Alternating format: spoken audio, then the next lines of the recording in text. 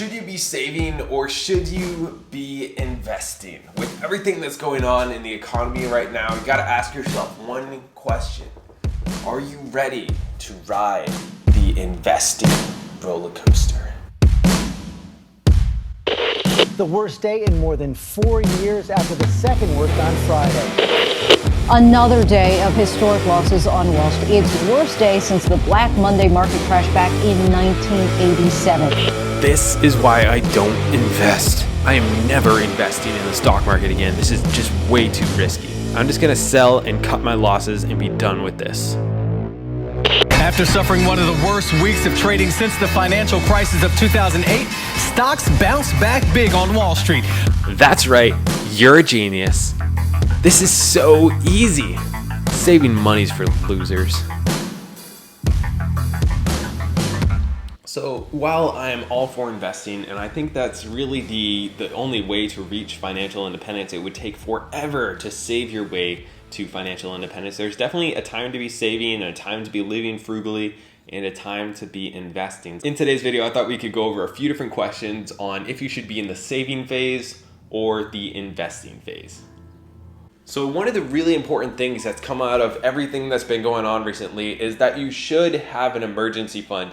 And if you don't have an emergency fund, you probably should not be investing. That would be the first thing to save up so that if everything melts down, something crazy happens like that nobody would ever expect, like everything in the world just gets shut down, that you're able to survive without needing a check from the government or needing, just to go into debt or whatever. So having an emergency fund is an absolute must before you start investing. For an emergency fund, I recommend 3 to 6 months, as much as a year, depending on your risk tolerance. I try to aim for at least the 3 to 6 months range because you don't want to go over the top and miss out and have that opportunity cost of not investing, but you also want to make sure that you're playing it safe relatively and you don't end up shooting yourself in the foot. So that kind of leads into the next point, which is if you're in high interest consumer debt, then you should definitely not be investing. Now, some people take this the wrong way and they say if they're in any type of debt, they shouldn't be investing, they should just be paying down all debt. Now, there is good debt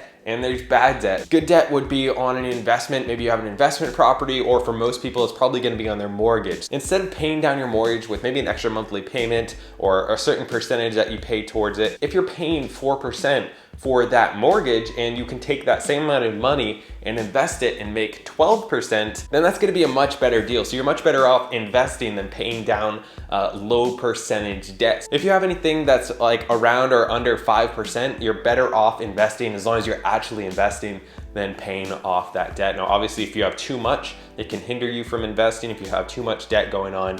But for the most part, if you have high interest, credit card debt, anything like that, you wanna pay that off before you start investing. So you pay that off, you start an emergency fund, and then you invest. But if it comes down to buying a rental or investing heavily in the stock market or paying down your mortgage, you're much better off investing than you are simply paying down your mortgage and saving money. However, this is different for everybody, and I am not a financial advisor, so just take what I'm saying with a grain of salt. I'm just a normal dude. This is just my opinion. So the next sign that you probably should be saving instead of investing is if you're planning on doing something big, you have a big purchase coming up in the next, I would say, year to 2 years. So if you're going to buy a rental property, or you're going to buy a home or a big car, you have some huge expense coming up, you should probably be saving instead of investing because you don't know how big that's gonna end up being. You might think, well, the mortgage for my property or your home or whatever that you're planning on buying, like you have this much for the down payment and this much for the mortgage, and that's what you think.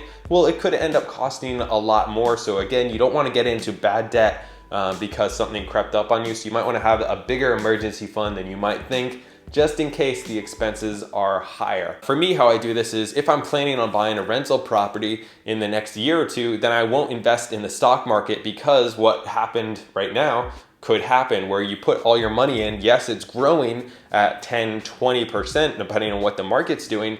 But if everything drops way down and you need that money in order to invest it in a rental property or whatever you're buying, then you're gonna have to take a loss. So it depends on how far out you're looking and what your risk tolerance is. I prefer to have it in like a high interest savings account, and then I can take that money when I'm ready to buy a rental property and just throw it directly at it, as opposed to investing it because I don't wanna have it all invested and then have to wait a few years to pull it out without losing a bunch of money. So that would just depend on what your plans are in the future, on if you should be saving it or just investing it. If you're 5 years out from getting a rental, then you might want to just invest it and let that grow so you can get there even sooner. So not only do you want to save before that big expense, whether that's an investment or something else, you want to be saving after as well. So let's say you just had a kid, or you just got married, or you just bought a house. The expenses are always going to be a little bit higher than you think. So instead of starting investing the day you have a kid or the day what happened, like you want to find out what your expenses are going to be. Make sure you have positive cash flow coming in.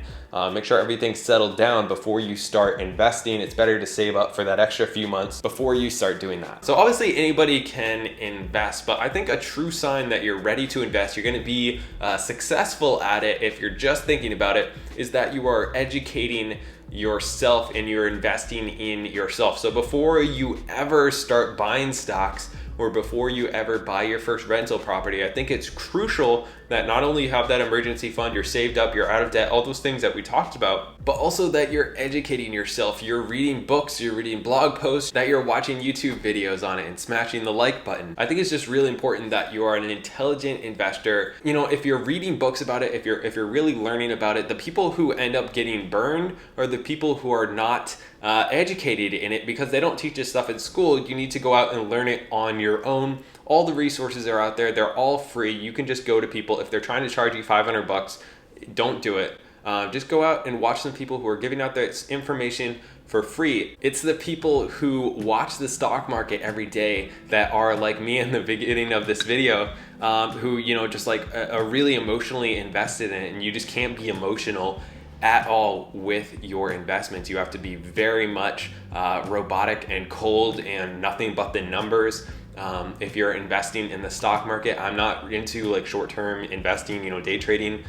It works for some people, but unless you're really, really into it, you're probably going to lose money. It's just kind of like gambling. But if you're investing in VTSAX or whatever the long-term stocks are, and you're okay with seeing a dip like this, like the world shuts down, and you're cool with it, because you're not investing for next week or next month or even next year. You're going for 5 years down the road, 10 years, 20, 50 years down the road. And it might go, you have all these dips, but it's going to continue to go up. And the way you get out of having your emotions attached to it is by educating yourself and knowing the numbers and having that plan. Otherwise, you're going to do what everybody else does. And I've seen it happen this time where things start to crash. You try to sell it before it hits the bottom, and then it starts to come up again. You buy a little bit lower, but then it drops again. And like people just lose so much money doing it that way, as opposed to being very unemotional about it and just letting it ride for a long time. So that's one thing. If you're really interested in it, take a month, take 6 months, take a couple of years and start educating yourself before you ever start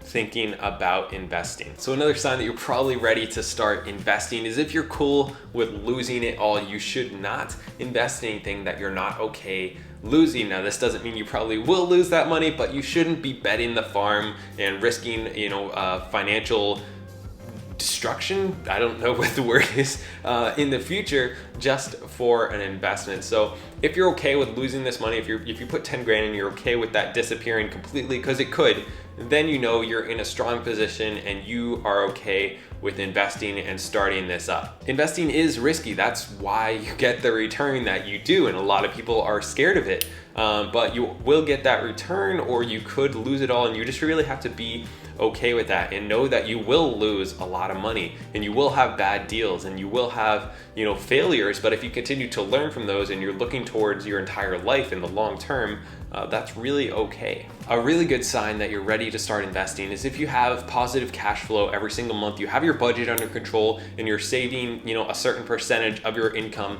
every single month, and it's continuing to grow. You have maybe a couple streams of income coming in. Those are all great signs that you're ready to start investing, because you have that financial stability where if you do lose all this, you're still having positive cash flow coming in every month, and you're able to bank it, you're able to rebuild. So that would be a great sign that you're ready to get started. That's what I got. If you guys enjoy this, drop a like. It does help the algorithm immensely. And I will see you maybe twice this week, actually. I might be doing an extra video. By the way, if you're looking for something to binge, we did start the podcast back up. It's quite good. Finances Unfiltered, and where you get podcasts. A really good show. There is some day drinking involved, so fair warning.